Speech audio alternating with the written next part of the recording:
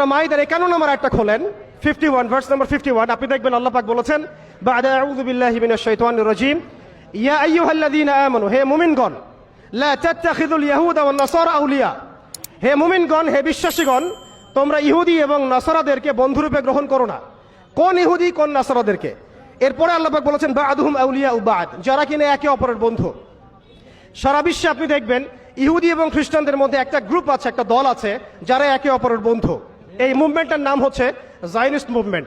আল্লাহ পাক তাদেরকে আমাদেরকে বন্ধুরূপে গ্রহণ করতে নিষেধ করেছেন।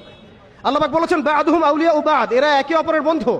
ওয়া মান ইয়াতাওয়াল্লাহুম মিনকুম ফাইন্নাহু মিনহুম, হে মুমিনগণ, তোমাদের মধ্যে কেউ যদি ওদের সাথে হাত মিলাও তাহলে তোমরা তাদের অন্তর্ভুক্ত হবে, এই উম্মতের কেউ না তোমরা। বা'দুহুম আউলিয়া বা'দ ওয়া মান ইয়াতাওয়াল্লাহুম মিনকুম ফাইন্নাহু মিনহুম, তোমাদের মধ্যে কেউ যদি তাদের সাথে হাত মিলাও, বন্ধুত্ব করো, তোমরাও তাদের অন্তর্ভুক্ত। ইন্নাল্লাহা লা ইয়াহদিল কওমা যালিমিন, আর আল্লাহ পাক এই জালেমদেরকে হেদায়েত করবেন না বা করেন না।